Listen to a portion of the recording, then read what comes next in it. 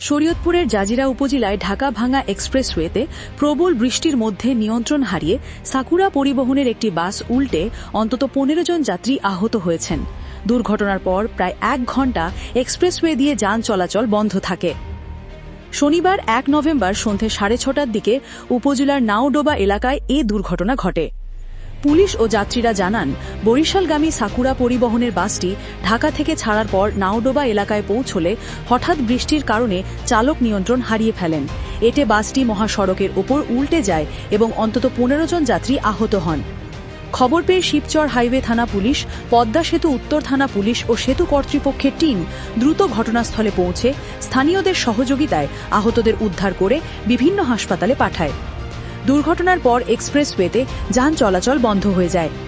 পরে র্যাকারের সাহায্যে দুর্ঘটনা কবলিত বাসটি সরিয়ে নিলে প্রায় ১ ঘণ্টা পর এক্সপ্রেসওয়ে দিয়ে যান চলাচল স্বাভাবিক হয়। মাদারীপুরের শিবচর হাইওয়ে থানার ওসি জহুরুল ইসলাম বলেন, প্রবল বৃষ্টির কারণে বাসটি নিয়ন্ত্রণ হারিয়ে দুর্ঘটনার শিকার হয়েছে। আহতদের উদ্ধার করে হাসপাতালে পাঠানো হয়েছে। বাসটি অপসারণের পর সড়কে যানবাহন চলাচল স্বাভাবিক রয়েছে।